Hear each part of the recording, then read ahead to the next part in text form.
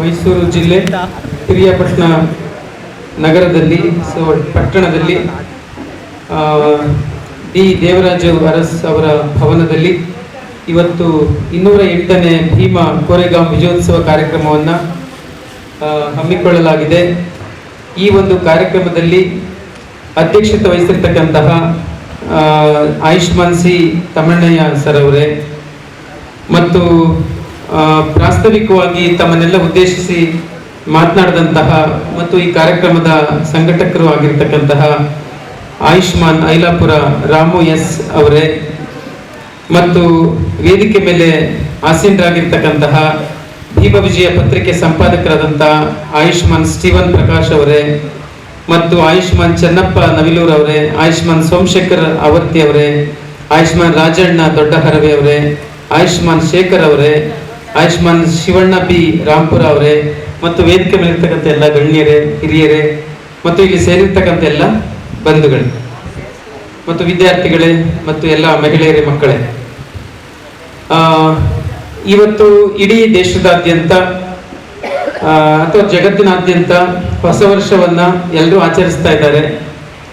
ಆದರೆ ಬಾಬಾ ಸಾಹೇಬ್ ಅಂಬೇಡ್ಕರ್ ಅವರ ಅನುಯಾಯಿಗಳು ಹೊಸ ವರ್ಷದ ಜೊತೆಗೆ ಭೀಮಾ ಕೋರೆಗಾಂವ್ ವಿಜಯೋತ್ಸವ ಅಂತಕ್ಕಂಥ ಒಂದು ಕಾರ್ಯಕ್ರಮವನ್ನ ಎಲ್ಲ ಕಡೆ ಆಚರಿಸ್ತಾ ಇದ್ದಾರೆ. ಇದೇನಿದು ವಿಶೇಷ ಅನ್ನೋದನ್ನ ನನಗೆ ಮಾತಾಡಬೇಕು ಅಂತ ನಿಮ್ಮ ಈ ಕಾರ್ಯಕ್ರಮದ ಸಂಘಟಕರಾದಂಥ ಐಲಾಪುರ ರಾಮು ಅವರು ಮತ್ತೆ ಈ ರಾಜು ಅವರು ನನಗೆ ಕರೆ ಮಾಡಿದ್ರು. ಅಂದ್ರೆ ಎಲ್ಲರಿಗಿಂತ ಮೊದಲೇ ಕರೆ ಮಾಡಿದ್ರಿಂದ ನಾನು ಈ ಕಡೆಗೆ ಒಪ್ಕೊಂಡೆ. ಅದಾದ್ಮೇಲೆ ಸುಮಾರು ಪ್ರೋಗ್ರಾಮ್ಗಳಿಗೆ ಆಹ್ವಾನ ಬಂತು. ಆದ್ರೆ ಇಲ್ಲಿ ಫಸ್ಟ್ ಒಪ್ಕೊಂಡಿದ್ದರಿಂದ ಇಲ್ಲಿಗೆ ಬಂದೆ. ತುಂಬಾ ಚೆನ್ನಾಗಿ ಆರ್ಗನೈಸ್ ಮಾಡಿದ್ದೀರಾ, ಶಿಸ್ತುಬದ್ಧವಾಗಿ ಆರ್ಗನೈಸ್ ಮಾಡಿದ್ದಾರೆ. ಅವರು ಪ್ರಾಸ್ತಾವಿಕ ಭಾಷಣ ಮಾಡುವಾಗ ಹೇಳ್ತಾ ಇದ್ರು, ನಾವು ಎಷ್ಟು ಶ್ರದ್ಧೆಯಿಂದ ನಾವು ಎಲ್ಲರನ್ನ ಕರೆದಿದ್ದೀವಿ ಕಾರ್ಯಕ್ರಮಕ್ಕೆ ಅಂತ. ನೀವೆಲ್ಲ ಇಷ್ಟೊಂದು ಪ್ರಜ್ಞಾವಂತರು, ಹಿರಿಯರು ಮತ್ತು ನೌಕರ ಬಾಂಧವರು, ಮುಖಂಡರು ಎಲ್ಲರೂ ಕೂಡ ಈ ಕಾರ್ಯಕ್ರಮಕ್ಕೆ ಬಹಳ ಪ್ರೀತಿಯಿಂದ ಬಂದಿದ್ದೀರಾ. ಇಡೀ ಸಭಾಭವನ ತುಂಬಿದೆ. ಇಂಥ ಸಂದರ್ಭದಲ್ಲಿ ನಾನು ಈ ವಿಷಯವನ್ನು ನಿಮಗೆ ಅರ್ಥ ಮಾಡಿಸೋದಕ್ಕೆ ನಾನು ಪ್ರಯತ್ನ ಮಾಡ್ತೀನಿ. ಸುಮಾರು 2001ನೇ ಇಸ್ವಿಯಿಂದ ಈ ಕೋರೆಗಾಂವ್ ವಿಜಯೋತ್ಸವ ಕಾರ್ಯಕ್ರಮವನ್ನು ಆಚರಿಸುವಂತ ಒಂದು ಪದ್ಧತಿ ಶುರುವಾಯಿತು ಎಲ್ಲ ಕಡೆ. ಅದರಲ್ಲಿ ಕರ್ನಾಟಕದಲ್ಲಿ ಫಸ್ಟ್ BVS ಅಂತ ಒಂದು ಸಂಘಟನೆ ಈ ಕಾರ್ಯಕ್ರಮವನ್ನು ಶುರು ಮಾಡಿತು.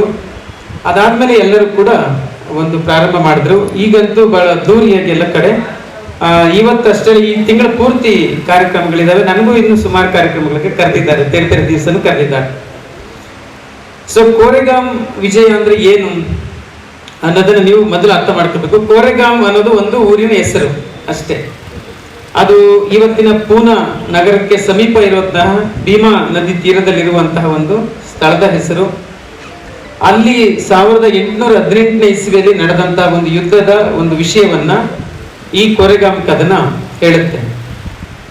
ಸೊ ಈ ಕದನವನ್ನ ಕುರಿತು ಮಾತಾಡೋದಕ್ಕೆ ಮೊದಲು ನಾನು ಕೆಲವು ಅದಕ್ಕೆ ಬ್ಯಾಕ್ಗ್ರೌಂಡ್ ಆಗಿ ಅವತ್ತಿನ ಒಂದು ಸಾಮಾಜಿಕ ಮತ್ತು ಆರ್ಥಿಕ ಅಥವಾ ರಾಜಕೀಯ ಪರಿಸ್ಥಿತಿಗಳು ಹೇಗಿತ್ತು ಅಂದ್ರೆ ಮೊದಲು ನಿಮಗೆ ಅರ್ಥ ಮಾಡಿಸೋದಕ್ಕೆ ಇಷ್ಟಪಡ್ತೀನಿ. ನೋಡಿ, ಈ ಕೋರೆಗಾಂವ್ ಯುದ್ಧ ಬ್ರಿಟಿಷ್ ಸೈನಿಕರು ಮತ್ತು ಮರಾಠ ಸಂಸ್ಥಾನದ ಪೇಶ್ವೆ ರಾಜರು ಇವರಿಬ್ಬರ ನಡುವೆ ನಡೆದಂತ ಯುದ್ಧ. ಒಂದ್ ಕಡೆ ಬ್ರಿಟಿಷ್ ಸೈನ್ಯ, ಇನ್ನೊಂದು ಕಡೆ ಪೇಶ್ವೆಗಳ ಸೈನ್ಯ, ಮರಾಠರಾದಂತ ಪೇಶ್ವೆಗಳ ಸೈನ್ಯ. ಏನಕ್ಕೆ ನಡೀತು ಅವರಿಬ್ಬರ ನಡುವೆ ಯುದ್ಧ? ನಿಮ್ಗೆ ಗೊತ್ತಿರೋ ಹಾಗೆ ಬ್ರಿಟಿಷರು ಹೊರಗಡೆಯಿಂದ ಬಂದಂತವ್ರು. ಆಮೇಲೆ ಬ್ರಿಟಿಷರು ಭಾರತಕ್ಕೆ ಬಂದಿದ್ದು ನಿಮ್ಗೆ ಗೊತ್ತಿರೋ ಹಾಗೆ 1600ನೇ ಇಸ್ವಿಯಲ್ಲಿ. ಯುರೋಪಿಯನ್ನರು ಅಂತ ಕೇಳಿದಿರಲ್ಲ, ಯುರೋಪಿಯನ್ನರ ಆಗಮನ ಅಂತ ಓದಿದಿರ ನೀವೆಲ್ಲರೂ. ಈಸ್ಟ್ ಇಂಡಿಯಾ ಕಂಪನಿ ಪ್ರಾರಂಭ ಆಯ್ತು. ಈಸ್ಟ್ ಇಂಡಿಯಾ ಕಂಪನಿ ಪ್ರಾರಂಭ ಆಯ್ತು. ಪೋರ್ಚುಗೀಸರು, ಫ್ರೆಂಚರು, ಡಚ್ಚರು ಎಲ್ಲರೂ ಬಂದ್ರು. ಬ್ರಿಟಿಷರು ಭದ್ರವಾಗಿ ನೆಲೆ ನಿಂತರು ಇಲ್ಲಿ. ಆಯ್ತಾ? ಅವರು ವ್ಯಾಪಾರಕ್ಕೆ ಅಂತ ಬಂದಂತವ್ರು ಅವರು ಆಳ್ಬಹುದು ಅನ್ನೋದನ್ನ, ಅಂದ್ರೆ ಭಾರತೀಯರನ್ನ ನಾವು ಆಳ್ವಿಕೆ ಮಾಡ್ಬೋದು ಅನ್ನೋದನ್ನ ಸುಲಭವಾಗಿ ಕಂಡುಕೊಂಡ್ರು. ಯಾಕೆ ಆತರ ಕಂಡುಕೊಂಡ್ರು ಅಂದ್ರೆ ಈ ಭಾರತದ ಸಮಾಜದ ಒಂದು ಪರಿಸ್ಥಿತಿ ಆತರ ಇತ್ತು. ಅದಕ್ಕೋಸ್ಕರ ನೋಡಿ, ನಮ್ಮ ದೇಶ ಬ್ರಿಟಿಷರಿಗೂ ಒಳಗೊಂಡಂತೆ ಬಹಳ ಹಿಂದಕ್ಕೆ ನೋಡೋದಾದ್ರೆ ಸುಮಾರು ವಿದೇಶಿ ದಾಳಿಗಳಿಗೆ ತುತ್ತಾಗಿದೆ. ವಿದೇಶಿ ದಾಳಿಗಳು, ಈ ರಾಜ್ಯವರೇ ಬಾಗಿಲು ತೆಗೆಸಿ, ಕಿಟಕಿಗಳನ್ನು ತೆಗೆಸಿ, ಇಷ್ಟು ಜನರಿಗೆ ಸಫೋಕೇಶನ್ ಆಗ್ತದೆ, ನನಗೆ ಶೆಕೆ ಅನಿಸ್ತಾ ಇದೆ. ಕಿಟಕಿಗಳು ಮತ್ತು ಬಾಗಿಲಲ್ಲಿ ತೆಗಿ.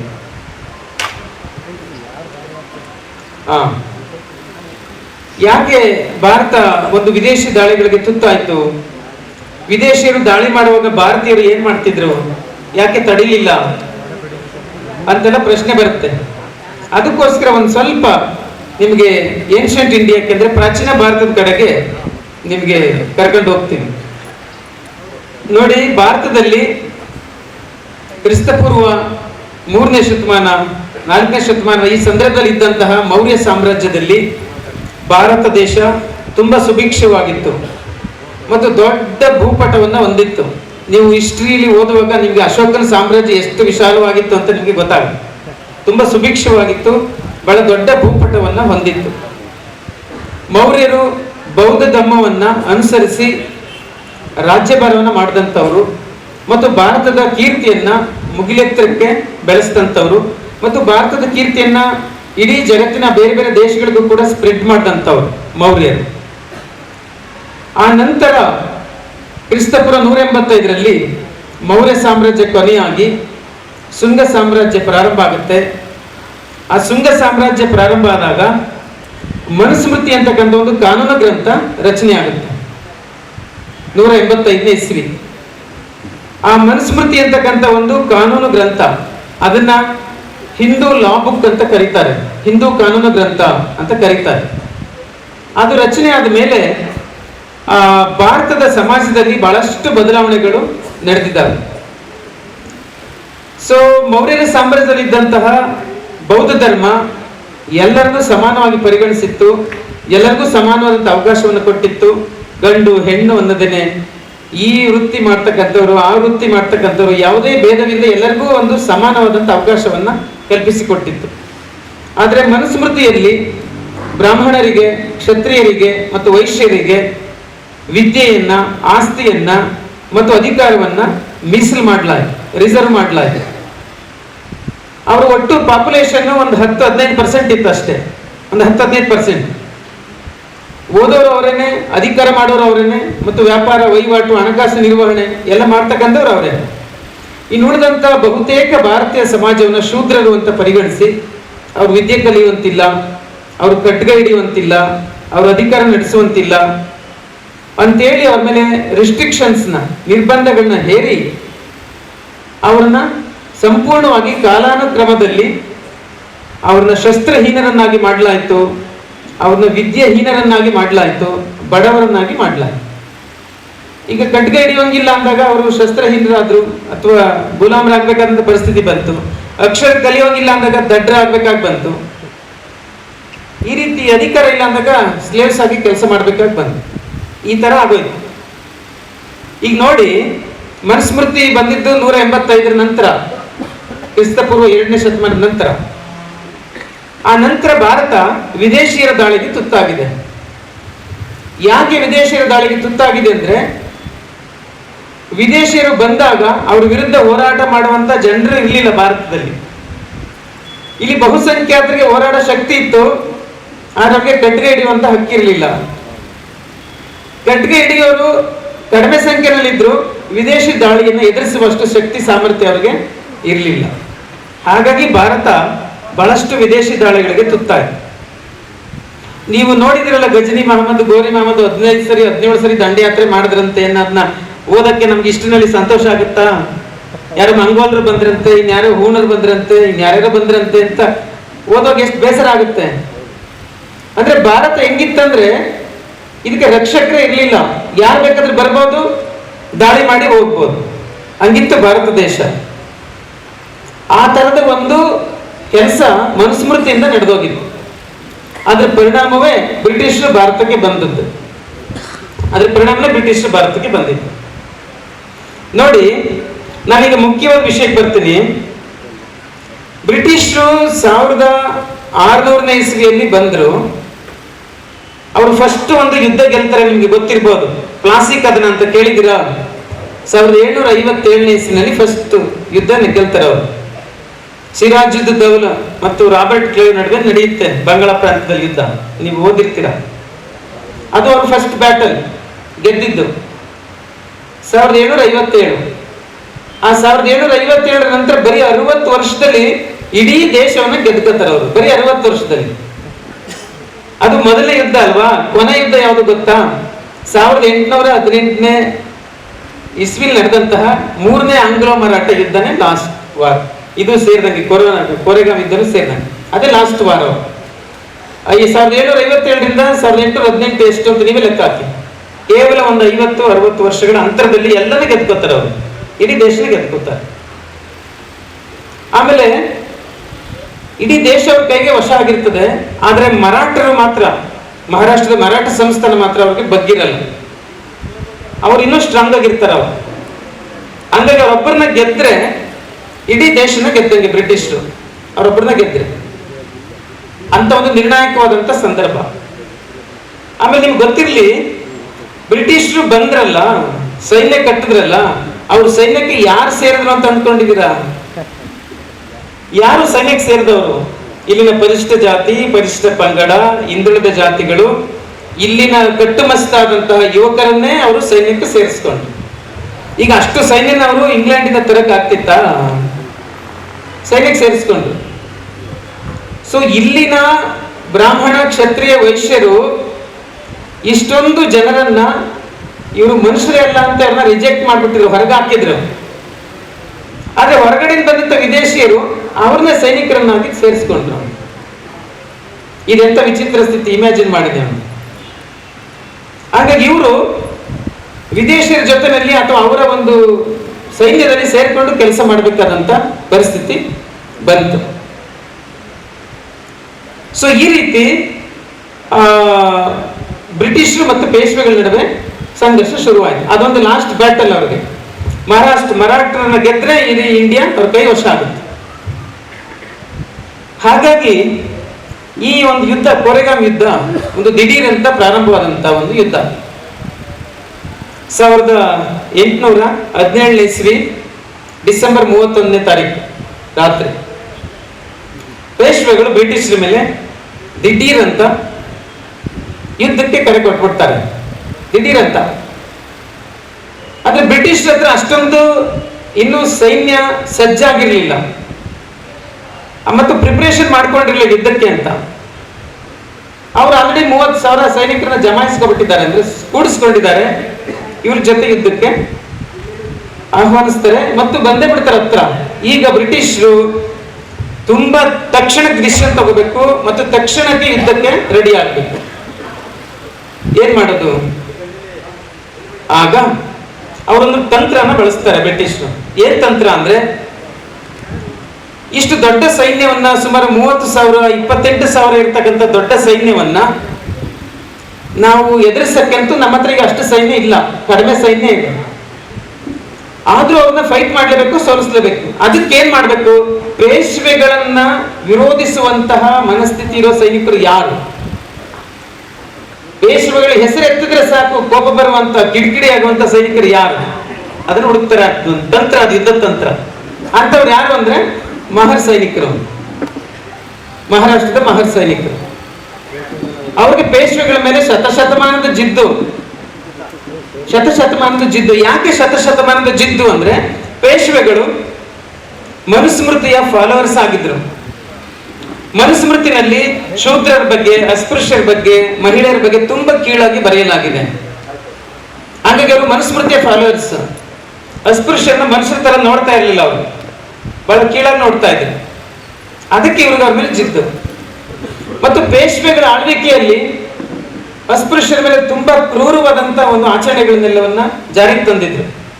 ಅವರು ನಗರ ಪ್ರವೇಶ ಮಾಡ್ಬೇಕಾದ್ರೆ ಕತ್ತಿಗೆ ಮಡಕೆ ಕಟ್ಕೋಬೇಕು, ಸೊಂಟಕ್ಕೆ ಕಸಬರ್ಕೆ ಕಟ್ಕೋಬೇಕು. ಆಮೇಲೆ ದಾರಿ ಬರುವಾಗ ಸ್ವಾಮಿ ಬುದ್ಧಿ ದಯಮಾಡಿ ದಾರಿ ಕೊಡಿ ಅಂತ ಬೆಗ್ ಮಾಡಬೇಕಾಗಿತ್ತು. ಆ ತರದ ಬಹಳ ಕಷ್ಟಕರವಾದಂತ ಒಂದು ರಿಸ್ಟ್ರಿಕ್ಷನ್ಸ್ ನ ಪೇಶ್ವೆಗಳು ಅಸ್ಪೃಶ್ಯರ ಮೇಲೆ ಹೇರಿದ್ರು. ಈ ಒಂದು ಜಿದ್ದು ಮಹರ್ ಸೈನಿಕರಿಗಿತ್ತು. ಇವ್ರು ಎಂತ ದುಷ್ಟು, ನಮ್ಮನ್ನ ಇಷ್ಟು ಕೆಟ್ಟದಾಗ ನಡೆಸ್ಕೊತಾರಲ್ಲ. ಹಾಗಾಗಿ ಬ್ರಿಟಿಷರು ಆ ಮಹರ್ ಸೈನಿಕರನ್ನೇ ಅವ್ರ ವಿರುದ್ಧ ಯುದ್ಧಕ್ಕೆ ಆಯ್ಕೆ ಮಾಡ್ತಾರೆ. ಇವ್ರ ಹತ್ರ ಇದ್ದಿದ್ದು 500 ಜನ ಸೈನಿಕರಷ್ಟೇ. ಅವ್ರ ಜೊತೆಗೆ ಇವ್ರಿಗೆ ಇದ್ದು ಒಂದೇನಂದ್ರೆ, ಒಂದ್ ಹತ್ರ ಮದ್ದು ಗುಂಡುಗಳಿದ್ವು. ಮದ್ದುಗುಂಡುಗಳಿದ್ದು, ಸ್ವಲ್ಪ ಆಧುನಿಕವಾದಂಥ ಶಸ್ತ್ರಾಸ್ತ್ರಗಳಿದ್ವು ಇವ್ರ ಹತ್ರ. ಅಷ್ಟೇ ಇವ್ರದ್ದು ಪ್ಲಸ್ ಪಾಯಿಂಟ್. ಅವ್ರದ್ದು ದೊಡ್ಡ ಪ್ಲಸ್ ಪಾಯಿಂಟ್ ಅಂದ್ರೆ 28-30 ಸಾವಿರ ಸೈನಿಕರು, ಅದು ಅವ್ರ ಪ್ಲಸ್ ಪಾಯಿಂಟ್. ಈ ರೀತಿ ಯುದ್ಧಕ್ಕೆ ಸಿದ್ಧತೆ ಆಗುತ್ತೆ. ಈ ಸೈನಿಕರು, ಮಹಾರ ಸೈನಿಕರು ಅಂದ್ರೆ ಬ್ರಿಟಿಷ್ ವಶದಲ್ಲಿದ್ದಂಥ ಮಹಾರ ಸೈನಿಕರು ಸುಮಾರು 1817ರ 31ರ ರಾತ್ರಿ, ಆ ಡಿಸೆಂಬರ್ ತಿಂಗಳು ಎಷ್ಟು ಚಳಿ ಇರ್ತದೆ ನೀವು ಇಮ್ಯಾಜಿನ್ ಮಾಡಿ. ಆಮೇಲೆ ಚಳಿ ಹೆಂಗೆ ಅಂದ್ರೆ, ನೀವು ಕರ್ನಾಟಕದ ಮೇಲಕ್ಕೆ ಹೋಗ್ತಾ ಹೋಗ್ತಾ ಹೋಗ್ತಾ ಇನ್ನೂ ಜಾಸ್ತಿ ಚಳಿ ಇರ್ತದೆ. ಇಲ್ಲೆಲ್ಲ ಕಡಿಮೆ ಹೇಳ್ಬೇಕಂದ್ರೆ ಚಳಿ. ನೀವು ಉತ್ತರಕ್ಕೆ ಹೋಗ್ತಾ ಹೋಗ್ತಾ ಹೋಗ್ತಾ ಚಳಿ ಜಾಸ್ತಿ. ಅಷ್ಟು ಭೀಕರ ಚಳಿಯಲ್ಲಿ ಅವರು ನಡ್ಕೊ ಬರ್ತಾರೆ. 16 ಮೈಲಿ 17 ಮೈಲಿ ನಡ್ಕೊ ಬರ್ತಾರೆ. ನೀರಿಲ್ಲ, ಅನ್ನ ಇಲ್ಲ, ನಿದ್ರೆ ಇಲ್ಲ, ನಡ್ಕೊಂಡು ಬರ್ತಾರೆ. 18ನೇ ಇಸ್ವಿ ಜನವರಿ 1ನೇ ತಾರೀಕು ಬೆಳಗ್ಗೆಗೆ ಯುದ್ಧ ಪ್ರಾರಂಭ ಆಗುತ್ತೆ. ಅವತ್ತು ಸಂಜೆ 5 ಗಂಟೆ 6 ಗಂಟೆಗೆ ಯುದ್ಧ ಮುಗಿಯುತ್ತೆ. ಒಂದು 12 ಗಂಟೆ ಯುದ್ಧ ನಡೆದಿರ್ಬೋದು, 10-12 ಗಂಟೆ ಯುದ್ಧ ನಡೆದಿರ್ಬೋದು. ಅಲ್ಲಿ ಏನಾಗುತ್ತೆ, ಸೊ ಇವ್ರ ಹತ್ರ ಒಂದು ಬ್ರಿಟಿಷ್ ಹತ್ರ ನಾನು ಹೇಳಿದ ಅತ್ಯಾಧುನಿಕವಾದಂಥ ಮದ್ದುಗುಂಡುಗಳಿದ್ವು ಅಂತ. ಆ ಮದ್ದುಗುಂಡುಗಳನ್ನ ಬಳಸಿ ಫಸ್ಟ್ ಪೇಶ್ವ ಸೈನಿಕರನ್ನ ಚದುರಿಸ್ತಾರೆ. ಮತ್ತು ಆ ಮದ್ದುಗುಂಡುಗಳ ದಾಳಿಯಲ್ಲಿ ಆ ಬಾಜಿರಾಯ ಕೂಡ ಗಾಯಗೊಂಡ್ಬಿಡ್ತಾನೆ. ಅವನಿಗೂ ಗಾಯ ಆಗೋಗುತ್ತೆ, ಬಿಟ್ಟು ಹೊಟ್ಟೋಗ್ತಾನೆ. ಬಟ್ ಅವ್ರ ಹತ್ರ ದೊಡ್ಡ ಸೈನ್ಯ ಇತ್ತು, ಸೇನಾಧಿಪತಿ ಇದ್ದ ಗೋಖಲೆ ಅಂತ. ಯುದ್ಧ ಮುಂದುವರಿಸ್ತಾರೆ.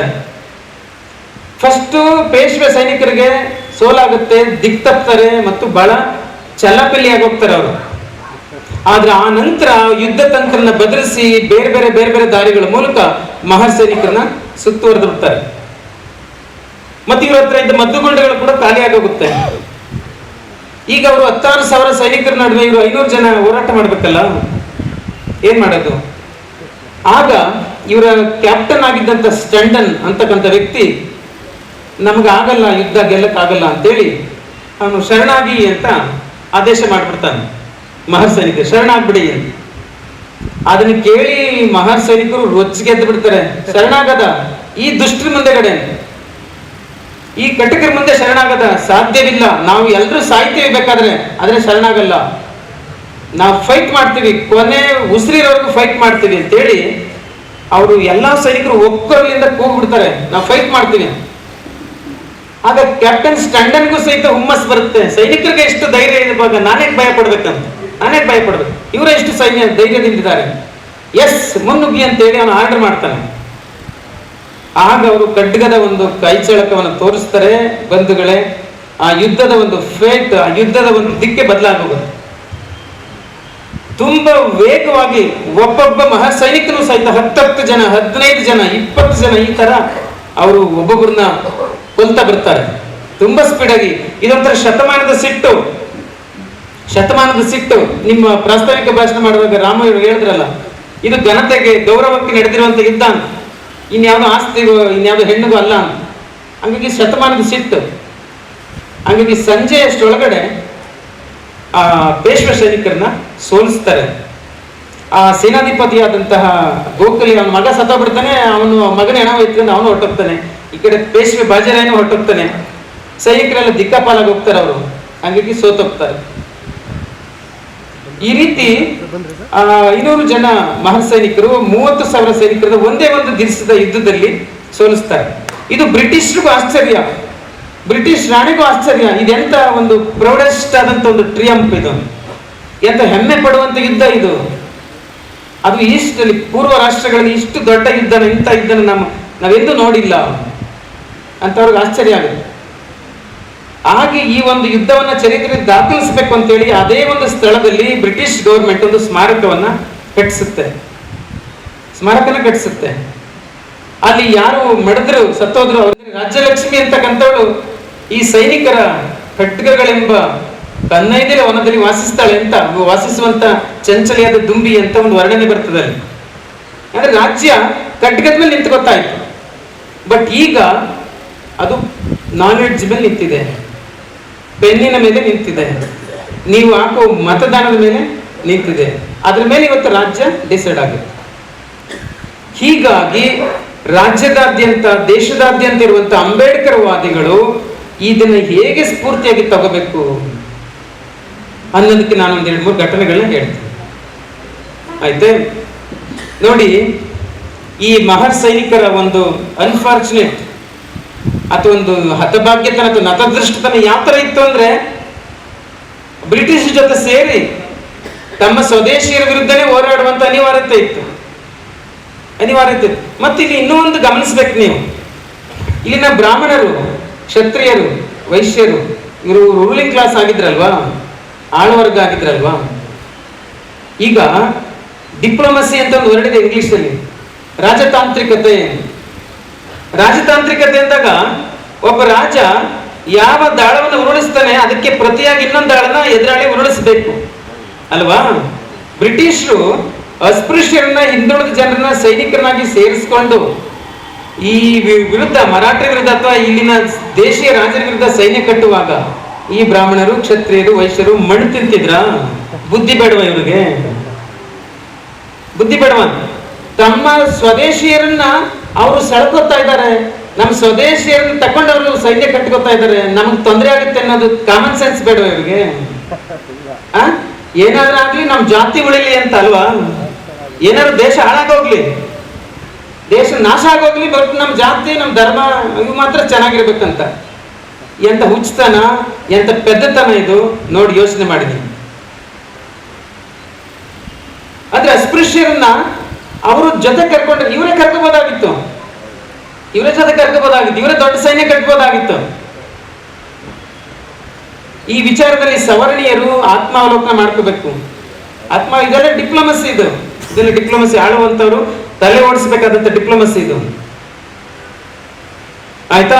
ಇರ್ಲಿ, ಆ ವಿಚಾರ ಅಲ್ಲಿ ಇರ್ಲಿ. ಈಗ ನಾವು ಇದನ್ನ ಹೇಗೆ ಇನ್ಸ್ಪಿರೇಷನ್ ಆಗಿ ತಗೋಬೇಕು, ಸ್ಫೂರ್ತಿಯಾಗಿ ತಗೋಬೇಕು ಅನ್ನೋದಕ್ಕೆ ಒಂದು ಉದಾಹರಣೆ ಕೊಡ್ತೀನಿ. ಈಗ ಪವರ್ ಸೆಂಟರ್ಸ್ ಅಂತ ಇದಾವೆ. ಪವರ್ ಸೆಂಟರ್ಸ್ ಅಂದ್ರೆ ಒಂದು ಶಾಸಕಾಂಗ ಇದೆ, ಇನ್ನೊಂದು ಕಾರ್ಯಾಂಗ ಇದೆ, ಇನ್ನೊಂದು ನ್ಯಾಯಾಂಗ ಇದೆ, ಇನ್ನೊಂದು ಮಾಧ್ಯಮ, ಇನ್ನೊಂದು ಉದ್ಯಮ. ಈ 5 ಪವರ್ ಸೆಂಟರ್ಸ್ ಇದೆ ಇಂಡಿಯಾದಲ್ಲಿ. ಇವತ್ತು ಅಧಿಕಾರದ ಉನ್ನತ ಶಕ್ತಿ ಕೇಂದ್ರಗಳಿವೆ. ಈಗ ನಾವು ಖಡ್ಗ ಹಿಡಿದು ಯುದ್ಧ ಮಾಡಕ್ಕಾಗಲ್ಲ. ಖಡ್ಗ ಹಿಡಿದು ಆ ಶಾಸಕಾಂಗಕ್ಕೆ, ಕಾರ್ಯಾಂಗಕ್ಕೆ, ನ್ಯಾಯಾಂಗಕ್ಕೆ ಹೋಗಕ್ಕಾಗತ್ತಾ? ತೋಳ್ಬಲ ಜಿಮ್ ಮಾಡಿ ತೋಳವನ್ನು ಬೆಳೆಸಿ ಹೋಗಕ್ಕಾಗತ್ತಾ? ಹಂಗಾಗಲ್ಲ. ಅಲ್ಲಿ ಹೋಗ್ಬೇಕಾದ್ರೆ ನಾಲೆಡ್ಜ್ ಮೂಲಕನೇ ಹೋಗ್ಬೇಕು, ಥ್ರೂ ಎಕ್ಸಾಮ್ಸ್ ಮೂಲಕನೇ ಹೋಗ್ಬೇಕು ಅಲ್ವಾ? ನಾಲೆಡ್ಜ್ ಮೂಲಕ ಹೋಗ್ಬೇಕು, ಎಕ್ಸಾಮ್ಸ್ ಮೂಲಕ ಹೋಗ್ಬೇಕು. ಸೊ ಹಂಗಾಗಿ ಇವತ್ತಿನ ಶೋಷಿತ ಸಮಾಜ ಈ ಕೊರೆಗಾಮ್ ಯುದ್ಧವನ್ನ ಈ ತರ ಸ್ಫೂರ್ತಿಯಾಗಿ ತಗೋದು. ಅಂದರೆ ನಾವು ಖಡ್ಗ ಹಿಡಿದು ಹಿಂದೆ ಹೋರಾಟ ಮಾಡಿದ್ವಿ, ಈಗ ಪೆನ್ನನ್ನು ಹಿಡಿಯಕ್ಕೆ ನಮಗೆ ಬರುತ್ತೆ, ಪೆನ್ನನ್ನು ಸರಿಯಾಗಿ ಬಳಸಕ್ ಬರುತ್ತೆ, ನಾವು ನಾಲೆಡ್ಜ್ ಅಲ್ಲೂ ಕೂಡ ಏನೂ ಕಮ್ಮಿ ಇಲ್ಲ ಅನ್ನೋದನ್ನ ಇವತ್ತು ಇವರು ಪ್ರೂವ್ ಮಾಡ್ಬೇಕು. ಬಾಬಾ ಸಾಹೇಬ್ರ ಅದನ್ನ ಮಾಡ್ಲಿಲ್ವಾ? ಬಾಬಾ ಸಾಹೇಬ್ರು ಮಾಡಿದ್ರೆ ತಾನೆ. ಅವತ್ತು ಎಲ್ಲರಿಗಿಂತ ಹೆಚ್ಚು ಓದ್ಲಿಲ್ವಾ? ಡ್ರಾಫ್ಟಿಂಗ್ ಕಮಿಟಿಗೆ ಚೇರ್ಮನ್ ಆಗಕ್ಕೆ ಅವತ್ತಿಗೆ ಅಂಬೇಡ್ಕರ್ಗೆ ಹೆಂಗೆ ಅವಕಾಶ ಸಿಕ್ತು? ಅವ್ರು ನಾಲೆಡ್ಜಬಲ್ ಆಗಿದ್ರು, ಸಿಕ್ತು. ಅವ್ರಿಗೆ ಹಿಸ್ಟ್ರಿ ಗೊತ್ತಿತ್ತು, ಎಕನಾಮಿಕ್ಸ್ ಗೊತ್ತಿತ್ತು, ಪಾಲಿಟಿ ಗೊತ್ತಿತ್ತು, ಸೋಷಿಯಾಲಜಿ ಗೊತ್ತಿತ್ತು. ಒಂದು 10 ಸಬ್ಜೆಕ್ಟ್ ಅಲ್ಲಿ ಎಕ್ಸ್ಪರ್ಟ್ ಆಗಿದ್ರು, ಅವರು ಕಾನೂನು ಪಂಡಿತರಾಗಿದ್ರು. ಸೊ ಇದು ಏನ್ ಸೂಚಿಸುತ್ತೆ? ಸೊ ನೀವು ಪವರ್ ಸೆಂಟರ್ಸ್ಗೆ ಹೋಗ್ಬೇಕಾ? ಅಂದ್ಮೇಲೆ ನೀವು ನಾಲೆಡ್ಜ್ ಗೈನ್ ಮಾಡಬೇಕು. ನೀವು ಪವರ್ ಸೆಂಟರ್ಗೆ ಹೋಗ್ಬೇಕಾ? ಹಾಗಿದ್ರೆ ನಾಲೆಡ್ಜ್ ಗಳಿಸ್ಬೇಕು. ಸುಮ್ಮನೆ ಕಿರ್ಚಿದ್ರೆ, ಕೂಗಿದ್ರೆ ಉಪಯೋಗ ಬರಲ್ಲ ಅಂತ ಆಯ್ತಲ್ಲ ಈಗ. ನಿಜ ತಾನೇ? ಸೊ ನೋಡಿ, ಬಾಬಾ ಸಾಹೇಬ್ ಅಂಬೇಡ್ಕರ್ ಅವರು ಇದೇ ಸಂದರ್ಭದಲ್ಲಿ ಅಲ್ಲಿನ ಮಹರ್ಸ್ ಜನರ ಜೊತೆ ಮಾತಾಡ್ತಾ ಬಹಳಷ್ಟು ಇವ್ರು ಹೆಂಗ್ ಸುಧಾರಣೆ ಆಗ್ಬೇಕು ಅನ್ನೋದ್ರ ಬಗ್ಗೆ ತುಂಬಾ ಮಾತಾಡಿದ್ದಾರೆ. ಹೆಂಗ್ ಸುಧಾರಣೆ ಆಗ್ಬೇಕು? ಇವತ್ತು ನಾನು ಗ್ಲೋಬಲೈಸೇಷನ್ ಕಾಲ ಅಂತ ಹೇಳಿದೆ. ಗ್ಲೋಬಲೈಸೇಷನ್ ಕಾಲ ಅಂದಾಗ ನೋಡಿ, ನೀವ್ ಹೆಂಗ್ ಮಾತಾಡ್ತೀರಾ ಅದು ತುಂಬಾ ಇಂಪಾರ್ಟೆಂಟ್ ಆಗುತ್ತೆ. ನೀವು ಯಾವ ತರ ಥಿಂಕ್ ಮಾಡ್ತೀರಾ ಅದು ತುಂಬಾ ಇಂಪಾರ್ಟೆಂಟ್ ಆಗುತ್ತೆ. ನೀವು ಬೇರೆಯವ್ರ ಜೊತೆ ಹೆಂಗ್ ವರ್ತಿಸ್ತೀರಾ ಅದು ತುಂಬಾ ಇಂಪಾರ್ಟೆಂಟ್ ಆಗುತ್ತೆ. ನಿಮ್ಮ ಭಾಷೆ, ನಿಮ್ಮ ಆಲೋಚನೆ, ನಿಮ್ಮ ನಡವಳಿಕೆ, ಇವು ಇವತ್ತು ಆ ಪವರ್ ಸೆಂಟರ್ಸ್ಗೆ ಹೋಗೋದಕ್ಕೆ ಇರುವಂತ ಒಂದು ದಾರಿಗಳು, ಖಂಡಿತವಾಗ್ಲೂ ದಾರಿಗಳು. ಹಾಗಾಗಿ ಬಾಬಾ ಸಾಹೇಬ್ ಹೇಳ್ತಾರೆ, ನಿಮ್ಮ ಭಾಷೆಯನ್ನ ಬದಲಿಸಿಕೊಳ್ಳಿ, ನಿಮ್ಮ ಆಲೋಚನೆಗಳನ್ನ ಬದಲಿಸಿಕೊಳ್ಳಿ, ನಿಮ್ಮ ನಡವಳಿಕೆಯನ್ನು ಬದಲಿಸಿಕೊಳ್ಳಿ ಅಂತ ಹೇಳಿದ್ದಾರೆ. ಶೋಷಿತರು ಅವರ ಫಿಸಿಕಲ್ ಅಪಿಯರೆನ್ಸ್ ಅಂದ್ರೆ ಭೌತಿಕವಾದಂತ ಒಂದು ಗೆಸ್ಚರ್ ಅಥವಾ ಅವರ ಒಂದು ಡೈರೆಕ್ಟ್ ಕಾಣಿಸ್ತಕ್ಕಂಥ ರೂಪ ಅದರಲ್ಲೂ ಬದಲಾಗಬೇಕು, ಅವರ ಆಲೋಚನೆಗಳು ಬದಲಾಗಬೇಕು, ಮತ್ತು ಅವರ ಭಾಷೆಯಲ್ಲಿ ಬದಲಾಗಬೇಕು. ಬಾಬಾ ಸಾಹೇಬ್ ಅಂದ್ರೆ ಎಷ್ಟೋ ದಿನ ಆಗಿದೆ ಹೇಳಿದ್ದಾರೆ, ಆಯ್ತಾ? ಓಕೆ, ಗಮನಿಸಿ ಕಡೆಗೆ. ಸೊ ಬಾಬಾ ಸಾಹೇಬ್ ಹೇಳಿದ್ದಾರೆ ಶೋಷಿತ ಸಮಾಜ ಅಪ್ಡೇಟ್ ಆಗ್ಬೇಕಂತ. ಅಪ್ಡೇಟ್ ಸ್ನೇಹಿತರೆ, ನಿಮ್ಗೆ ಸುಮಾರು ಜನರಿಗೆ ಗೊತ್ತಿಲ್ವ ಕಾಣೆ, ಬ್ರಿಟಿಷ್ ಭಾರತಕ್ಕೆ ಬಂದ್ರಲ್ಲ, ಭಾರತಕ್ಕೆ ಬಂದಾಗ ಇಲ್ಲಿನ ಬ್ರಾಹ್ಮಣ ವರ್ಗ ಇತ್ತಲ್ಲ, ಆ ಬ್ರಾಹ್ಮಣ ವರ್ಗವನ್ನ ಬ್ರಿಟಿಷರು ಅಣಕಿಸ್ತಾ ಇದ್ರು, ಕೀಳಾಗಿ ಕಾಣ್ತಾ ಇದ್ರು. ನೀವು ಸ್ವಲ್ಪ ಸೂಕ್ಷ್ಮವಾಗಿ ಗಮನಿಸಿದ್ದನ್ನ. ಇಲ್ಲಿನ ಬ್ರಾಹ್ಮಣರು ನಾವು ತುಂಬಾ ಸುಪೀರಿಯರ್, ನಾವು ತುಂಬಾ ಶ್ರೇಷ್ಠರು ಅಂತ ಅವ್ರು ತಲೆಗೆ ಹಾಕೊಂಡಿದ್ರು. ಆದ್ರೆ ಅಂತವ್ರನ್ನ ಬ್ರಿಟಿಷರು ಕೀಳಾಗಿ ಕಾಣ್ತಿದ್ರು. ಯಾಕೆ ಅಂದ್ರೆ ಇವರು ದಡ್ರು, ಇವ್ರಿಗೆ ಒಂದು ವಿಜ್ಞಾನ ಗೊತ್ತಿಲ್ಲ, ಒಂದು ತಂತ್ರಜ್ಞಾನ ಗೊತ್ತಿಲ್ಲ, ಆಮೇಲೆ ಒಂದು ಮೆಡಿಸನ್ ಗೊತ್ತಿಲ್ಲ, ಒಂದು ಒಳ್ಳೆ ಲ್ಯಾಂಗ್ವೇಜ್ ಇಲ್ಲ ಅಂತ ಇವ್ರನ್ನ ಅಣಕಿಸ್ತಾ ಇದ್ರು. ಅದು ಅವ್ರ ಅಭಿಮಾನಕ್ಕೆ ಪೆಟ್ಟು ಬೀಳ್ತು. ನಾವು ಸುಪೀರಿಯರ್ ಅಂದ್ಕೊಂಡಿದೀವಿ, ನಾವು ನೋಡಿದ್ರೆ ಬ್ರಹ್ಮನ ಮಾನಸ ಪುತ್ರರು ಅಂತ ನಾವು ಅಂದ್ಕೊಂಡಿದೀವಿ, ಬ್ರಿಟಿಷರು ನಮ್ಮನ್ನ ಕೀಳಕ್ ಕಾಣ್ತಾ ಇದ್ದಾರೆ. ಅದಕ್ಕೆ ಆ ಸಮಾಜ ಅಪ್ಡೇಟ್ ಆಗಿದೆ, ಅಪ್ಡೇಟ್ ಆಗಿದೆ. ರಿನೇಸಾನ್ಸ್ ಮೂವ್ಮೆಂಟ್ ಅಂತ ನಡೆದಿದೆ, ನೀವು ಓದಿರ್ಬೋದು ಹಿಸ್ಟ್ರಿಯಲ್ಲಿ. ಪುನರುಜ್ಜೀವನ ಚಳವಳಿ ಅಂತ ಒಂದು ಚಾಪ್ಟರ್ ಇದೆ ಮಾಡರ್ನ್ ಇಂಡಿಯಾದಲ್ಲಿ. ಅಂದ್ರೆ ಆ ಬ್ರಿಟಿಷರು ಏನೇನು ಲೂಪ್ ಹೋಲ್ಸ್ ನ ತೋರಿಸ್ತಾ ಇದ್ದಾರೆ ಅದನ್ನ ಸರಿಪಡಿಸ್ಕೊಳ್ಳೋದು. ಅದಕ್ಕೆ ಇಂಗ್ಲಿಷ್ ಕಲ್ತ್ಕೋಬೇಕು, ವಿಜ್ಞಾನಕ್ಕೆ ಅಡಾಪ್ಟ್ ಆಗಬೇಕು, ತಂತ್ರಜ್ಞಾನ ಅಳವಡಿಸ್ಕೋಬೇಕು. ಈ ರೀತಿಯ ಒಂದು ರಿನೆಸಾನ್ಸ್ ಮೂವ್ಮೆಂಟ್ ಅಂದ್ರೆ ಪುನರುಜ್ಜೀವನ ಚಳವಳಿಯನ್ನು ಅವರು ಮಾಡ್ಕೊಂಡಿದ್ದಾರೆ. ನಾನು ಇದನ್ನು ಯಾಕೆ ಉದಾಹರಣೆ ಹೇಳ್ತಾ ಇದ್ದೀನಿ ಅಂತ ಅಂದ್ರೆ, ಇವತ್ತಿನ ಗ್ಲೋಬಲೈಸೇಷನ್ ಪೀರಿಯಡ್ ಅಲ್ಲಿ ಅಂತ ಒಂದು ಪವರ್ ಸೆಂಟರ್ಸ್ಗೆ ಈ ಶೋಷಿತ ಜನ ಹೋಗ್ಬೇಕು ಅಂದ್ರೆ ಇವರು ತಮ್ಮನ್ನ ತಾವು ಅಪ್ಡೇಟ್ ಮಾಡ್ಕೋಬೇಕು, ಇವತ್ತು ಅಪ್ಡೇಟ್ ಮಾಡ್ಕೋಬೇಕು. ಅದಕ್ಕೆ ನಾನೊಂದೆರಡು ಉದಾಹರಣೆ ಹೇಳ್ತೀನಿ, ಸ್ವಲ್ಪ ಕೇಳಿಸ್ಕೊಳ್ಳಿ. ನೀವು ಆಶ್ಚರ್ಯ ಆಗ್ಬೋದು ಉದಾಹರಣೆ ಹೇಳಿದ್ರೆ, ಆದ್ರೆ ಹೇಳಲೇಬೇಕು, ಬೇರೆ ದಾರಿನೇ ಇಲ್ಲ, ಹೇಳಲೇಬೇಕು. ಎಲ್ಲ ವಿದ್ಯಾವಂತರಿದ್ದೀರಾ, ಸ್ವಲ್ಪ ಕೇಳಿಸ್ಕೊಳ್ಳಿ. ವಿದ್ಯಾವಂತರಿದ್ದೀರಾ? ಈಗ ಬಾಬಾ ಸಾಹೇಬ್ ಅಂಬೇಡ್ಕರ್ ಅವರು ಕಾನೂನು ಪಂಡಿತರಲ್ವಾ? ಕಾನೂನು ಪಂಡಿತರು ತಾನೇ, ಕಾನೂನು ಪಂಡಿತರು ಮತ್ತು ದೇಶದ ಕಾನೂನನ್ನ ಬರೆದಂತವ್ರು. ಅವರು ಒಬ್ರು ದೊಡ್ಡ ಮಾಸ್ಟರ್, ಅವರು ಕಾನೂನು ಪಂಡಿತರು.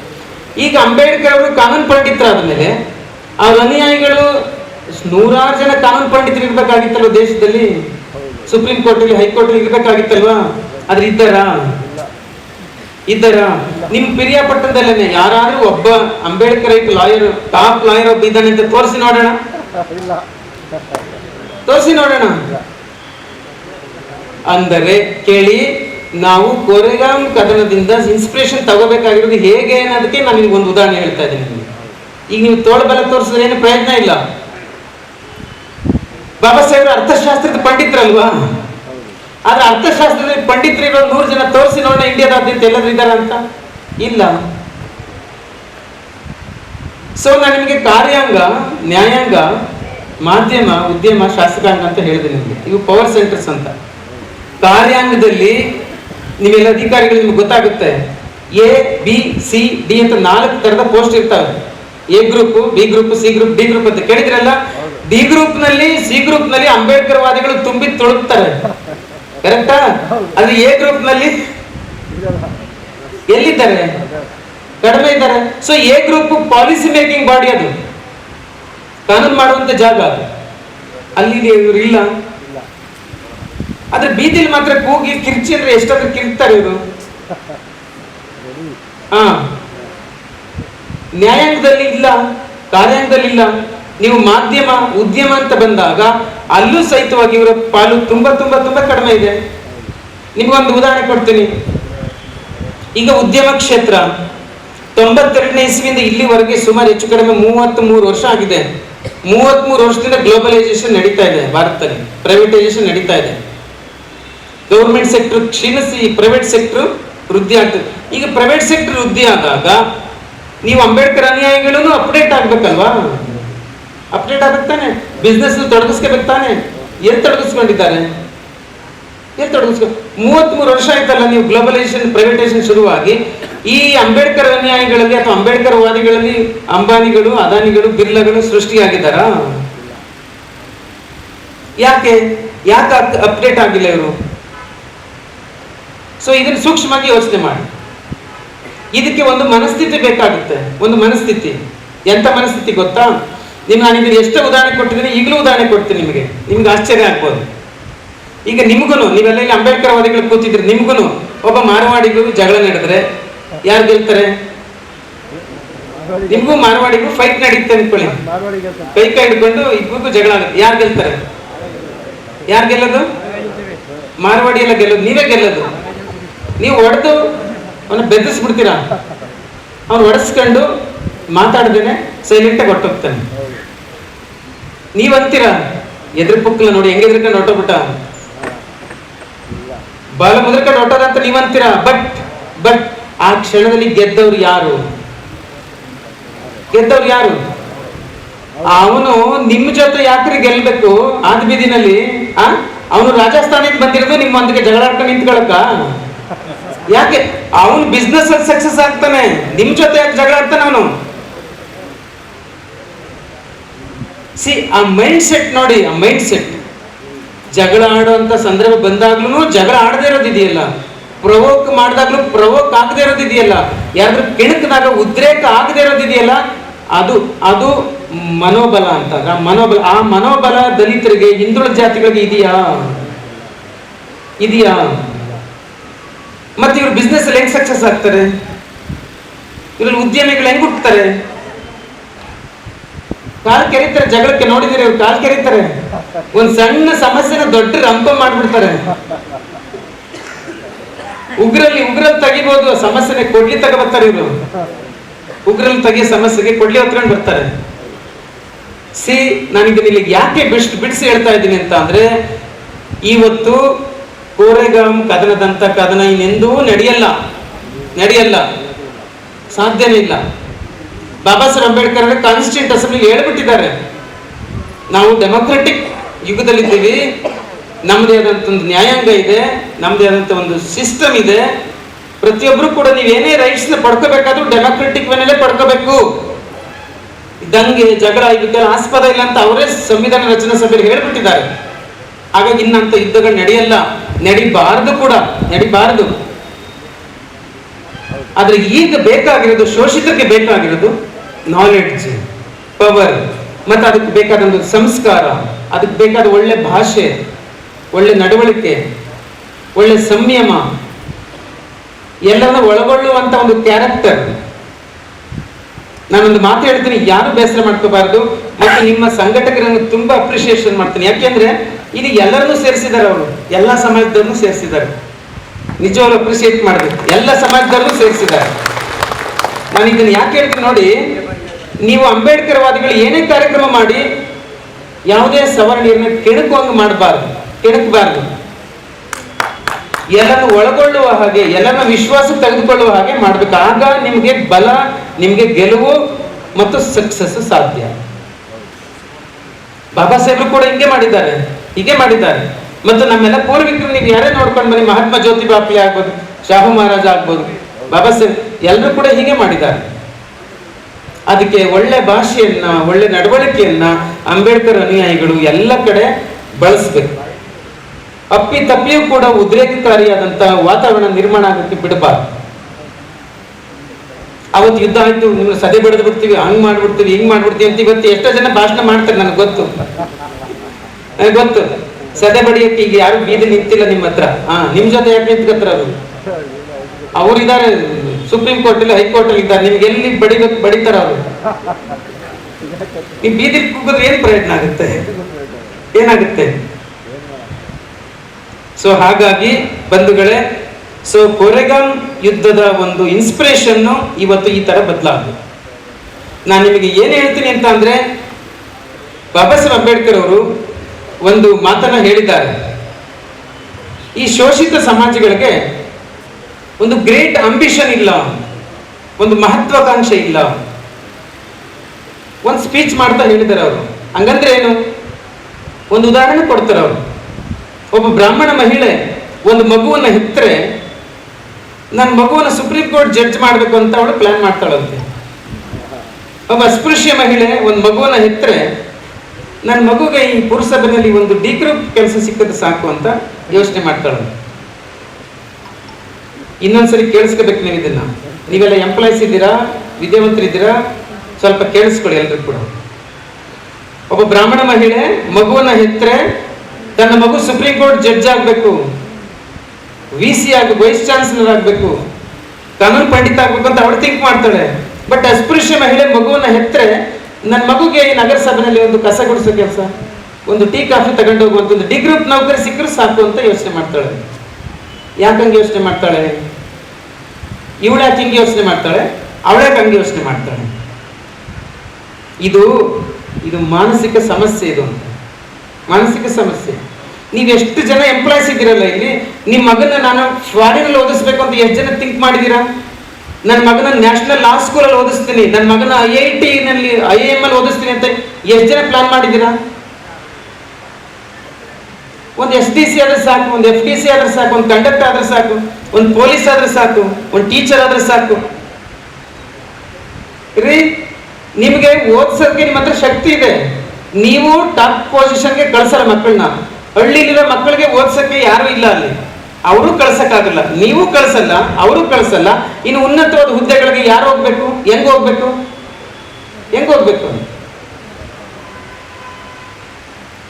ನೀವು ಉನ್ನತವಾದ ಹುದ್ದೆಗಳಿಗೆ ಹೋಗದಿದ್ರೆ ಬಾಬಾ ಸಾಹೇಬ್ರ ಕನಸು ಹೆಂಗ್ ನನಸಾಗುತ್ತೆ? ರೂಲಿಂಗ್ ಕ್ಲಾಸ್ ಆಗೋದು ಹೆಂಗ್ ಸಾಧ್ಯ?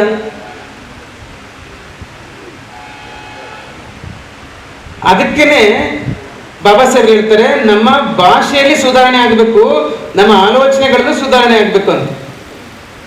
ಆಲೋಚನೆ ಸುಧಾರಣೆ ಆಗೋದು ಅಂದ್ರೆ ಮಹತ್ವಾಕಾಂಕ್ಷೆಗಳನ್ನ ಇಟ್ಕೊಳ್ಳೋದು, ದೊಡ್ಡ ದೊಡ್ಡ ಕನಸುಗಳನ್ನ ಕಾಣೋದು ಅಂತದ್ರ ಅರ್ಥ. ನೀವು ರಾಜರಾಗಬೇಕು ಅಂತ ಕನಸುಗಳಾದ್ರೆ ನಿಮ್ಮ ನಡವಳಿಕೆ ತಾನೇ ಬದಲಾಗುತ್ತೆ, ಅದು ತಾನೇ ಬದಲಾಗುತ್ತೆ. ಈ ಹಿನ್ನೆಲೆಯಲ್ಲಿ ಶೋಷಿತ ಸಮಾಜದ ಜನರು ಕೋರೆಗಾಂ ವಿಜಯೋತ್ಸವನ್ನ ಈ ರೀತಿ ಪಾಸಿಟಿವ್ ಆಗಿ ಅದನ್ನ ತಗೊಳ್ಳಿ ಅಂತ ನಾನು ಆಶಿಸ್ತೀನಿ. ಪಾಸಿಟಿವ್ ತಗೋಬೇಕು ಅದನ್ನು. ಅವತ್ತು ತೋಳ್ಬಲ ಇತ್ತು, ಗೆದ್ದಾಯ್ತು. ಬಟ್ ಇವತ್ತು ತೋಳ್ಬಲ ನಡೆಯಲ್ಲ, ಇವತ್ತು ಬುದ್ಧಿಬಲ ನಡೆಯುತ್ತೆ. ಅದು ಬೇಕು. ನಾನೊಬ್ಬ IAS ತರಬೇತಿದಾರನಾಗಿ ನಾನು ಗಮನಿಸಿದ್ದೀನಿ ಹೆಂಗಾಗುತ್ತೆ ಗೊತ್ತಾ? IAS ಎಕ್ಸಾಮ್ ಓದಕ್ಕೆ ಅಂತ ಬರ್ತಾರೆ ಸ್ಟೂಡೆಂಟ್ಸ್. ಬೇರೆ ಸಮಾಜದವರು ಬರ್ತಾರೆ, SC ST OBC ಸಮಾಜದವರು ಬರ್ತಾರೆ. IASಗೆ ಅಂತ ಓದಕ್ಕೆ ಬಂದವರು ಅದು 5 ವರ್ಷ ಆಗಲಿ ನಾನು ಅದೇ ಮಾಡ್ತೀನಿ ಅಂತ ಕೆಲವರು ಅದೇ ಕೂತ್ಕೋತಾರೆ, ಅದಕ್ಕೆ ಸ್ಟಿಕ್ಕನ್ ಹಾಕ್ತಾರೆ. ಅದು ಇನ್ನು ಕೆಲವರು ಏನ್ ಮಾಡ್ತಾರೆ, 1 ವರ್ಷ 2 ವರ್ಷ ಓದ್ತಾರೆ, ನಾಲೆಡ್ಜ್ ಬರುತ್ತೆ, ಯಾವ್ದಾದ್ರೂ ಕಾಲ ಆಗುತ್ತೆ, ಯಾವ್ದೊಂದು ಎಕ್ಸಾಮ್ ಬರೀತಾರೆ, ಪಾಸ್ ಆಗುತ್ತೆ, ಹೊಟ್ಟೋಯ್ತಾರೆ. ಈ OBC ಹಿಂದುಳಿದ ಜಾತಿಗಳ ಸಮಸ್ಯೆ ಇದು. ಕಾಯಕ ತಾಳ್ಮೆ ಇಲ್ಲ, ಕನ್ಸಿಸ್ಟೆನ್ಸಿ ಇರಲ್ಲ. 1 ವರ್ಷ 2 ವರ್ಷ 3 ವರ್ಷ ನಿರಂತರತೆ ಕಾಪಾಡ್ಕೊಳ್ಳೋದಿದೆಯಲ್ಲ, ಅದಕ್ಕೊಂದು ಮನೋಬಲ ಬೇಕಲ್ಲ, ಅದಿರಲ್ಲ. ಅದಕ್ಕೆ ಬಾಬಾ ಸಾಹೇಬ್ ಹೇಳ್ತಾರೆ, ನಿಮ್ಮ ಆಲೋಚನೆಗಳು ಸಹಿತ ಸುಧಾರಣೆ ಆಗ್ಬೇಕಂತ. ಭಾಷೆಯಲ್ಲಿ, ಆಲೋಚನೆಯಲ್ಲಿ, ನಡವಳಿಕೆಯಲ್ಲಿ ನೀವು ಅಪ್ಡೇಟ್ ಆಗಬೇಕು ಅಂತ ವಿಜಯೋತ್ಸವದ ಸಂದರ್ಭದಲ್ಲಿ ಹೇಳ್ತೀನಿ. ಇವತ್ತು ನೀವು ಯುದ್ಧಕ್ಕೆ ಸಜ್ಜಾಗಬೇಕಾದ ಅವಶ್ಯಕತೆ ಇಲ್ಲ, ಆದರೆ ನಾಲೆಡ್ಜ್ನ ಗೈನ್ ಮಾಡೋದಕ್ಕೆ, ಉನ್ನತವಾದ ಹುದ್ದೆಗಳಿಗೆ ಹೋಗೋಕ್ಕೆ ನೀವು ಸಜ್ಜಾಗಬೇಕು. ಪ್ರತಿ ಕ್ಷೇತ್ರಕ್ಕೂ ಕೂಡ. ಬಾಬಾ ಸಾಹೇಬ್ರು ಫಾರಿನ್ ಓದಿದ್ರು, ನೀವು ಕಳಿಸಿ ನಿಮ್ಮ ಮಕ್ಕಳನ್ನ ಫಾರಿನ್ಗೆ ಕಳಿಸಿ. ಇಲ್ಲಿ ಮಾಡಿಸೋ BSc ಅಲ್ಲಿ ಮಾಡಿಸ್ರಿ, ಇಲ್ಲಿ ಮಾಡಿಸೋ MSc ಅಲ್ಲಿ ಮಾಡಿಸ್ರಿ, MCom ಅಲ್ಲಿ ಮಾಡಿಸಿ. ಯಾಕಾಗಲ್ಲ? ನೀವು ರಿಸ್ಕ್ ತಗೋಬೇಕಷ್ಟೇ ಅದಕ್ಕೆ. ಸೊ ಇದನ್ನ ಮಾಡಿ ಅಂತ ಹೇಳ್ತಾ, ಇನ್ನು ಒಂದು ಮಾತನ್ನ ಹೇಳಿ ನನ್ನ ಮಾತನ್ನ ಕನ್ಕ್ಲೂಡ್ ಮಾಡ್ತೀನಿ. ಆಫ್ರಿಕಾದಲ್ಲಿ ಫ್ರಾನ್ಸ್ ಫ್ಯಾನನ್ ಅಂತ ಒಬ್ಬ ಥಿಂಕರ್ ಇದ್ದಾನೆ. ಫ್ರಾನ್ಸ್ ಫ್ಯಾನನ್ ಅವನು ಒಬ್ಬ ವೈದ್ಯ. ಅವನ ದೇಶದ ಜನರು, ಆಫ್ರಿಕಾದ ಕಪ್ಪು ಜನರು ಕೀಳರಿಮೆಯಿಂದ ನರಳೋದನ್ನ ಅವನು ದಿನ ನೋಡಿ ನೋಡಿ ನೋಡಿ ನೋಡಿ ಬಹಳ ಬೇಜಾರು ಮಾಡ್ಕೋತಾನ. ಕೀಳರಿಮೆಯಿಂದ ನರಳ್ತಿರ್ತಾರ ಅವರು. ಯಾಕೆಂದ್ರೆ ಯುರೋಪ್ನವ್ರ ಎದುರಿಗೆ ಆಫ್ರಿಕನ್ನರು ಎಕನಾಮಿಕಲ್ಲೂ ವೀಕ್ ಇದ್ರು, ಬಣ್ಣದಲ್ಲೂ ಸಹಿತ ಕಪ್ಪಿದ್ರು, ಮತ್ತು ಭಾಷೆ, ಡ್ರೆಸ್ ಎಲ್ಲ ಹಿಂದುಳಿದಿದ್ರು. ಹಾಗಾಗಿ ಅವ್ರ ಎದುರಿಗೆ ಕೀಳರಿಮೆಯಿಂದ ನರಳುತ್ತಾ ಇದ್ರು. ಈ ರೀತಿ ಕೀಳರಿಮೆಯಿಂದ ನರಳುವಂತ ಜನರನ್ನ ವಿಮೋಚನೆ ಮಾಡೋದು ಹೇಗೆ? ಅದಕ್ಕೆ ಅವನು ಹೇಳ್ತಾನೆ ಫ್ರಾನ್ಸ್ ಫ್ಯಾನನ್, ಈ ಕೀಳರ ಮೇಲೆ ನರಳುವಂತ ಜನರಿಗೆ ಮೊದಲು ಅವ್ರಿಗೆ ಕಾನ್ಫಿಡೆನ್ಸ್ ತರಬೇಕು. ಕಾನ್ಫಿಡೆನ್ಸ್ ತರಬೇಕಾದ್ರೆ ಇವ್ರ ಹಿಸ್ಟ್ರಿಗೆ ಹೋಗ್ಬೇಕಂತ. ಇವ್ರ ಹಿಸ್ಟ್ರಿಲಿ ಯಾರೋ ದೊಡ್ಡ ದೊಡ್ಡ ವ್ಯಕ್ತಿಗಳಿರ್ತಾರೆ, ಅವ್ರನ್ನ ತಗೊಬಂದು ಪರಿಚಯಿಸ್ಬೇಕು. ನಿಮ್ಮ ಸಮಾಜದಲ್ಲೂ ರಾಜರಿದ್ರು, ನಿಮ್ಮ ಸಮಾಜದಲ್ಲೂ ವೈದ್ಯರಿದ್ರು, ನಿಮ್ಮ ಸಮಾಜದಲ್ಲೂ ತತ್ವಶಾಸ್ತ್ರಜ್ಞರಿದ್ರು, ನಿಮ್ಮ ಸಮಾಜದಲ್ಲೂ ದೊಡ್ಡ ದೊಡ್ಡ ಅಧಿಕಾರಿಗಳಿದ್ರು ಅನ್ನೋದನ್ನ ಹೇಳ್ಕೊಡ್ಬೇಕಾಗತ್ತೆ ಅಂತ ಹೇಳ್ತಾನೆ. ನನಗೆ ಯಾಕೆ ಹೇಳಿದೆ ಅಂದ್ರೆ, ಈ ಕೊರೆಗಾಮ್ ಯುದ್ಧವನ್ನ ಬಾಬಾ ಸಾಹೇಬರು ಹೊರಗಡೆ ತಂದಿರೋದೇನೆ ನಮಗೆ ಹುಮ್ಮಸ್ ಬರೆಸ್ಲಿಕ್ಕೆ, ನಮ್ಮ ಆತ್ಮವಿಶ್ವಾಸವನ್ನು ಹೆಚ್ಚಿಸ್ಲಿಕ್ಕೆ, ನಮ್ಗೆ ಕಾನ್ಫಿಡೆನ್ಸ್ ಬರೆಸ್ಲಿಕ್ಕೆ. ನಾವೇನ್ ನಾಯಿನರಿಗಳ ತರ ಇದ್ದಾರಲ್ಲ, ನಾವು ಸಿಂಹದಂಗ ಹೋರಾಟ ಮಾಡಿರೋರು ಅಂತ ಹೇಳಕ್ಕೆ ಬಾಬಾ ಸಾಹೇಬ್ರ ಚರಿತ್ರೆ ತಗೊಬಂದಿರೋದು, ಅವ್ರಿಗೆ ಶೋಧನೆ ಮಾಡಿರೋದು. ಹಾಗಾಗಿ ಅದನ್ನ ಬಳಸ್ಕೊಳ್ಳಿ, ಅದನ್ನ ಬಳಸ್ಕೊಳ್ಳೋಣ ಎಲ್ಲರೂ ಸೇರಿ ಅಂತ ಹೇಳ್ತಾ, ಇನ್ನೊಂದು ಲಾಸ್ಟ್ ಮಾತು ನನ್ನ ಹೇಳ್ತೀನಿ, ಹೇಳಕ್ ನನ್ನ ಮಾತನ್ನ ಇಷ್ಟಪಡ್ತೀನಿ. ರಾಮು ಅವರು ಮಾತಾಡ್ತಾ, ಇನ್ಮೇಲೆ ನಾವು ಧಮ್ಮದ ಕಾರ್ಯಕ್ರಮನ ಮಾಡ್ತೀವಿ ಅಂದ್ರೆ ಬಹಳ ಸಂತೋಷ, ನಿಮ್ಗೆ ಪುಣ್ಯ ಬರುತ್ತೆ, ನಿಮ್ಗೆ ಒಳ್ಳೆ ಲೀಡರ್ಶಿಪ್ ಇದೆ, ನಿಮ್ಗೆ ನಿಜವಾಗ್ಲೂ ಗೌತಮ ಬುದ್ಧರ ಆಶೀರ್ವಾದ ಸಿಗುತ್ತೆ, ಅದನ್ನ ಮಾಡಿ. ಧಮ್ಮದ ಕೆಲಸನೇ ಮಾಡ್ಬೇಕಾಗಿ ನಾನು ಹೇಳಿದ್ನಲ್ಲ, ಆಲೋಚನೆಯಲ್ಲಿ ಬದಲಾವಣೆ ಆಗಬೇಕು, ಭಾಷೆಯಲ್ಲಿ ಬದಲಾವಣೆ ಆಗಬೇಕು, ಫಿಸಿಕಲ್ ಗೆಸ್ಟಲ್ಲಿ ಬದಲಾವಣೆ ಆಗ್ಬೇಕಂದ್ರೆ ಧಮ್ಮದಿಂದನೇ ಸಾಧ್ಯ. ಸುಮ್ಮನೆ ಬಂದ್ರೆ ಬರಲ್ಲ ಅವೆಲ್ಲವೂ ಕೂಡ. ನೀವು ಧಮ್ಮನ ಹೇಳಿ ನೋಡಿ, ಜನ ತಾವೇ ಬದಲಾಗ್ಬಿಡ್ತಾರೆ. ಬುದ್ಧ ಧಮ್ಮಕ್ಕೆ ಆ ಶಕ್ತಿ ಇದೆ. ಬಾಬಾ ಸಾಹೇಬರು ಇನ್ಸ್ಪಿರೇಷನ್ ತಗೊಂಡಿದ್ದು ಅದರಿಂದನೇ. ಅದು ಒಳ್ಳೆ ಕೆಲಸ, ಅದ್ರ ಮಾಡಿ ಅಂತ ನಾನು ಹೇಳ್ತಾ, ಅದಕ್ಕೆ ನಾವು ಸಹಿತ ಬೆಂಬಲಿಸ್ತೀವಿ, ನಾವು ಕೂಡ ಸಪೋರ್ಟ್ ಮಾಡ್ತೀವಿ ಅಂತ ಹೇಳ್ತಾ, ನಿಮ್ಮಲ್ಲಿ ಒಂದು ಕಳಕಳಿಯ ಮನವಿ ಏನಂತಂದ್ರೆ, ಇದೊಂದು ಕಷ್ಟದ ಕಾಲ. ಕಷ್ಟದ ಕಾಲ ಅಂದ್ರೆ ಜಾಗತೀಕರಣ ಅಥವಾ ವಿಚಿತ್ರವಾದ ಕಾಲ ಇದೆ. ಅಂಥದ್ರಲ್ಲಿ ಶೋಷಿತ ಸಮಾಜದಲ್ಲಿ ಒಬ್ಬ ವ್ಯಕ್ತಿ ಲೀಡರ್ ಆಗಿ ಬೆಳೆದು ಮೇಲೆ ಬರೋದಿದೆಯಲ್ಲ, ಭಯಂಕರ ಕಷ್ಟ, ತುಂಬಾ ಕಷ್ಟ. ಯಾಕೆಂದ್ರೆ ಶೋಷಿತ ಸಮಾಜದ ವ್ಯಕ್ತಿಗಳಿಗೆ 2 ಚಾಲೆಂಜಸ್ ಇರ್ತದೆ. ಒಂದು, ವಿರೋಧಿಗಳಿಂದ ಏಟ್ ತಿನ್ಬೇಕು, ಅದ್ ಹೆಂಗಾದ್ರೂ ತಿನ್ಬೋದು. ಇನ್ನೊಂದು, ತಮ್ಮ ಸ್ವಂತ ಜನರಿಂದ ಏಟ್ ತಿನ್ಬೇಕು. ಇದು ದೊಡ್ಡ ಚಾಲೆಂಜ್ ಇರ್ತದೆ, ದೊಡ್ಡ ಚಾಲೆಂಜ್. ಒಂದು, ವಿರೋಧಿಗಳಿಂದ ಏಟ್ ತಿನ್ಬೇಕು ಇವರು, ಮತ್ತು ಸ್ವಂತ ಜನರು ಸರಿಯಾಗಿ ಹೊಡಿತಾರೆ ಇವ್ರಿಗೆ. ಅದಕ್ಕೆ ನಾನು ರಿಕ್ವೆಸ್ಟ್ ಮಾಡ್ತೀನಿ, ಈ ಶೋಷಿತ ಸಮಾಜದಲ್ಲಿ ಯಾರ್ಯಾರು ಲೀಡರ್ಶಿಪ್ ವಹಿಸ್ಕೊಂಡಿದ್ದಾರೋ ದಯವಿಟ್ಟು ಅವ್ರಿಗೆ ನೀವು ಸಪೋರ್ಟ್ ಮಾಡಿ. ಅವನ್ನ ಚುಚ್ಚೋದು, ನಿಂದಿಸೋದು, ಅಣಗಿಸೋದು, ಹೀಯಾಳಿಸೋದು ಹಂಗೆಲ್ಲ ಮಾಡಬೇಡಿ. ಯಾಕಂದ್ರೆ ಒಬ್ಬ ವ್ಯಕ್ತಿ ಆ ಥರ ಲೀಡರ್ ಆಗಿ ಬರೋದಕ್ಕೆ ತುಂಬಾ ಕಷ್ಟ ಇದೆ, ತುಂಬಾ ಕಷ್ಟ ಇದೆ. ಇವತ್ತು ಯಾರ್ಯಾರು ನೀವು ಕಾರ್ಯಕ್ರಮ ಸಂಘಟಿಸಿದಿರೋ ಅವರೆಲ್ಲರಿಗೂ ಸಪೋರ್ಟ್ ಮಾಡಿ, ಅವ್ರಿಗೆ ಸಪೋರ್ಟ್ ಮಾಡಿ, ಎಲ್ಲರೂ ಒಂದು ಟೀಮ್ ಆಗಿ ಧಮ್ಮದ ಕೆಲಸ ಮಾಡಿ, ಮತ್ತು ಬಾಬಾ ಸಾಹೇಬ್ ಅಂಬೇಡ್ಕರ್ ಅವರ ವಿಚಾರಗಳನ್ನ ಮುಟ್ಟಿಸಿ, ಬಸವಣ್ಣನ ತತ್ವಗಳನ್ನ, ಬಸವಾದಿ ಶರಣರ ತತ್ವಗಳನ್ನ ಪ್ರಚಾರ ಮಾಡಿ. ನಿಮಗೆ ಶುಭವಾಗ್ಲಿ, ಒಳ್ಳೇದಾಗ್ಲಿ. ಅದಕ್ಕೆ ನಾವು ಕೂಡ ಕೈ ಜೋಡಿಸ್ತೀವಿ ಅಂತ ಹೇಳ್ತಾ ನನ್ನ ಮಾತ್ರ ಮುಗಿಸ್ತೀನಿ. ಮತ್ತು ನನಗೆ 6 ಗಂಟೆಯಲ್ಲಿ ಮಂಡ್ಯಕ್ಕೆ ಕಾರ್ಯಕ್ರಮ ಕರೆದಿದ್ದಾರೆ, ಹಾಗಾಗಿ ನಾನು ಒತ್ತು ಬಿಡ್ತೀನಿ, ಯಾರಿಗೆ ನನ್ನಿಂದ ಭಾವಿಸಬಾರ್ದು. ನನ್ನ ಮಾತನ್ನು ಮುಗಿಸ್ತೀನಿ. Thank you so much. Jai Bhim, Jai Bharat. Thank you.